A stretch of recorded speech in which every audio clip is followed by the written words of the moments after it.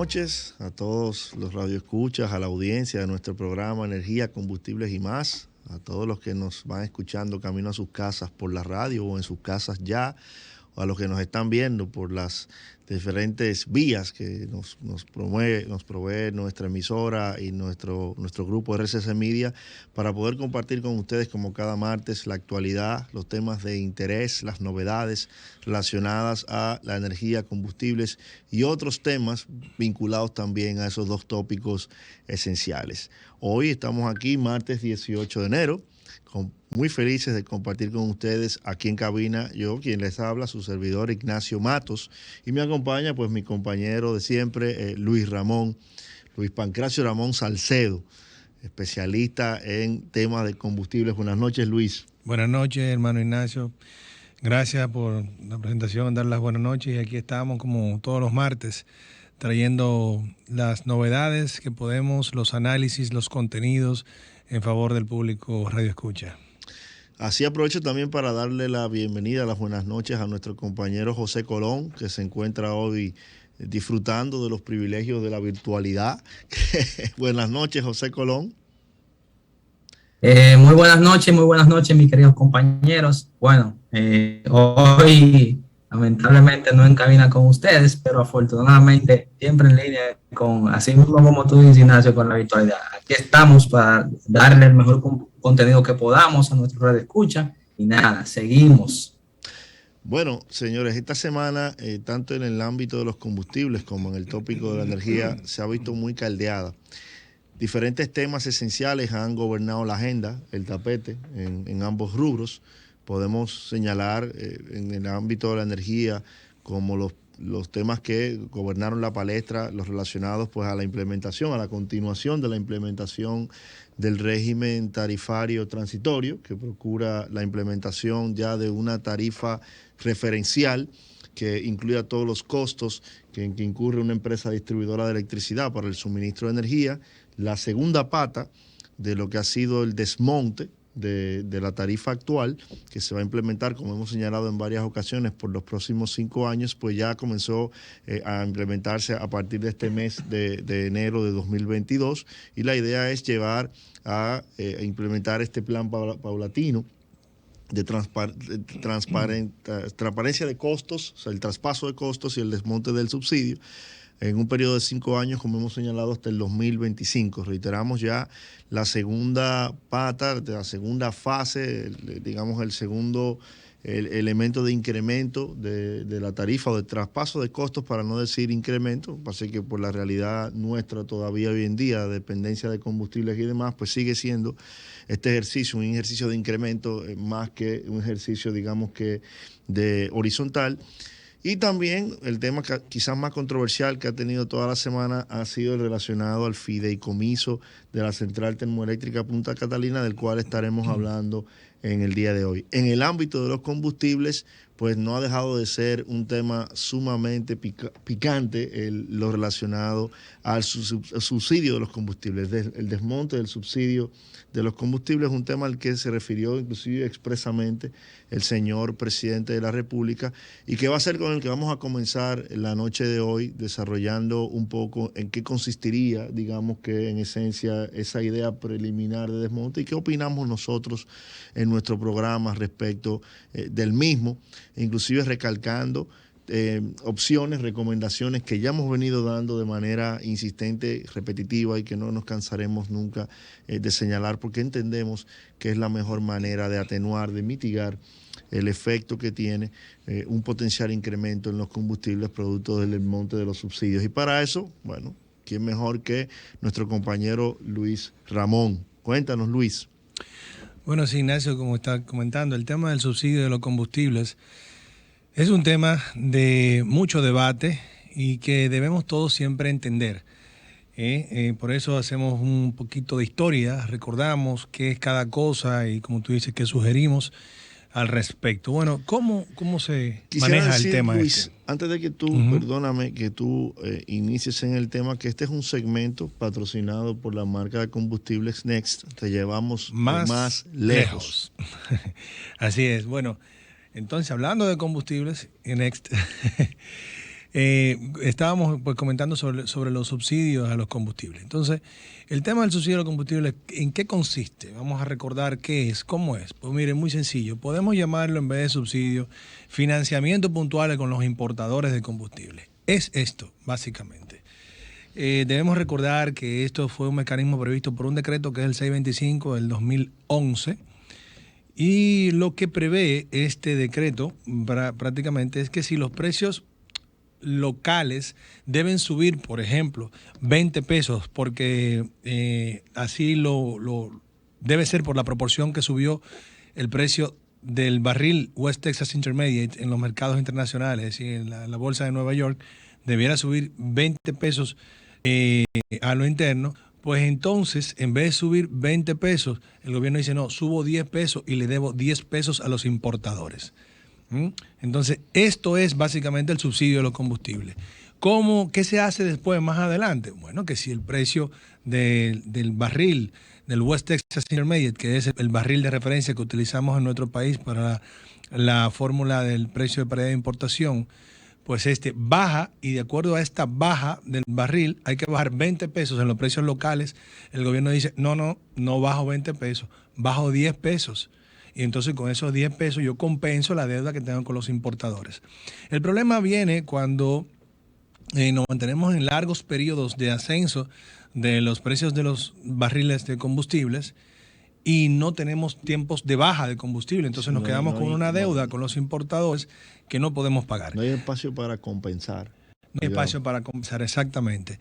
Entonces, ¿qué pasa? El decreto 625 establece que dentro de un año, es decir, de un año calendario, se le debe pagar a los importadores pues las deudas.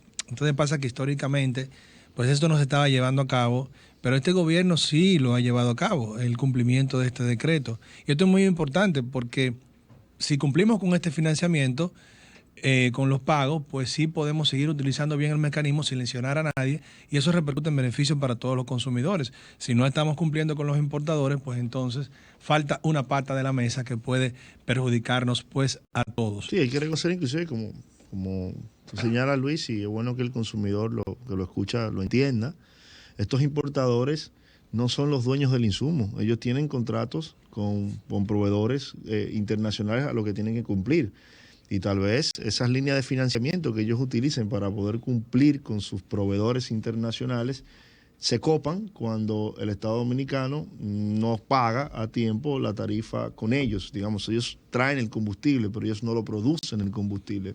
Por lo tanto, como bien dices, este mecanismo de subsidio que se instala en nuestro país lo que trata de proteger es que de inmediato el consumidor de a pie y por ende, digamos que la sociedad en general, pues no sufra el efecto de una continua alza de los combustibles o de un sostenimiento en un precio elevado de los combustibles, y evidentemente eso no se transforme en una inflación generalizada producto de que el combustible es, digamos que un insumo inflacionario. Todo depende básicamente del combustible en la demás cadena de producción industrial de nuestro país. O sea que, como bien señalas, hay un beneficio que se procura con el tema del subsidio, pero ese beneficio tiene un sacrificio, y ese sacrificio lo pagan unos importadores por un tiempo, pero llega un momento en que esa carga es insostenible para el Estado y para los importadores, y por lo tanto, bueno, por algún lado tiene que romperse, y en este caso se rompería por el lado de quien se ha beneficiado más tiempo, que es el consumidor, digamos, ¿no? Sí, sí. Entonces, esa palabra que utilizaste, Ignacio, es muy interesante, la palabra insostenible, que es lo que dijo el presidente de la República. ¿Por qué? Me parece porque es un presidente que tiene deseo de cumplir, de pagar. Cuando veíamos que históricamente se pasaba el año calendario y no se le pagaba a los importadores, pues entonces es más fácil uno seguir con ese mecanismo sin preocuparse, digamos, de la sostenibilidad misma. Pero cuando sí ya tenemos una filosofía, una administración que dice vamos a pagar, y como dice el decreto, dentro de cada año los importadores, bueno, esto es insostenible porque vamos a pagar. Entonces, hay otro mecanismo también que establece el decreto 625, no solamente el financiamiento con los importadores, también establece otro mecanismo, que es el FECOPECO, que es el Fondo de Estabilización de los Precios del Combustible.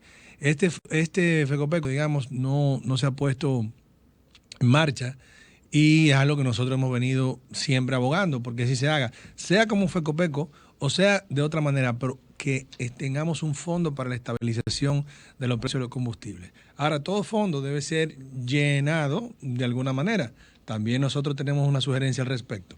Pero bueno, estamos primero explicando en qué consiste el subsidio a los combustibles. Ya vimos, financiamiento a cargo de los importadores. El Estado le debe a los importadores y entonces así es como subsidia para manejar el precio, los precios locales. Eso es muy importante que lo manejen. Ahora, ¿qué opinión tiene el presidente según noticia del 12 de enero del presente año? El presidente de la República advirtió que es imposible para el gobierno continuar con los subsidios para mantener bajos los precios de los combustibles. El año pasado esto le costó al Estado 13,000 millones de pesos que tuvo que sacar de su bolsillo antes de cerrar el año, pero durante todo el año, claro, para saldar a los importadores. Decía el presidente, es imposible continuar con eso. Si siguen aumentando los precios del petróleo, llegará el momento en que habrá que hablar con el país. Vamos a ir viendo las señales, señores. Esto es muy importante, ¿eh? Impacta económicamente en absolutamente todo. Entonces está diciendo, miremos los precios del petróleo internacionalmente. Que, dicho sea de paso, ya superamos hace varias semanas la barrera de los $80 el precio del barril del petróleo. Tanto el West Texas Intermediate, que es el que usamos como referencia en República Dominicana, como el petróleo del tipo Brent. Entonces ya estamos en una zona muy peligrosa. $80 el barril es muy caro. Estamos a más de ahí. Abinader admitió que aún con su optimismo sobre el desempeño de la economía, su preocupación más importante es el precio del petróleo para este año, lo cual es transversal para la economía. Son palabras del presidente. Ahora bien, debemos también recordar que el presidente habló sobre los precios y sobre cómo pensaba abordar el tema para alivianarnos la carga a todos los consumidores. ¿Cuándo habló de esto? La primera vez fue en la rendición de cuentas de febrero del 2021, en el que se refirió a trabajar en la reducción de los precios, especialmente trabajando con la fórmula de precios. El presidente explicó, debemos recordar, hacer memoria, que el 16 de agosto del 2020, cuando él tomó de esa fecha a febrero del 2021, cuando fue la rendición de cuentas, el precio del petróleo había aumentado en más de un 45%. Y en ese sentido, que el gas licuado de petróleo, el propano, que lo utilizamos tanto doméstico como vehicular, es bastante importante, había aumentado un 79%. Señores, esto es bastante. Eso lo dijo el presidente en la rendición de cuentas de febrero del 2021, es decir, hace un año. Entonces, por eso anunció en ese momento que en las próximas semanas estarían introduciendo un proyecto de ley para la revisión de la ley de hidrocarburos, con el objetivo de revisar la estructura de costos y lo relacionado a la fijación de los precios de los combustibles. Luis, me gustaría hacerte una pregunta, si me lo permites ahí, sí, para que me la conteste después de la pausa. Dentro de esa revisión de la estructura de costos de combustibles, ¿se ha pensado, se ha valorado el tema de los impuestos, la carga tributaria que tienen asignado cada uno de, digamos que de los combustibles básicos de uso cotidiano, de uso doméstico, de uso, digamos que de prácticamente del día a día del dominicano? Bien. Te pido que me contestes esa pregunta después de la pausa. Mucho gusto. Vamos a la pausa. Energía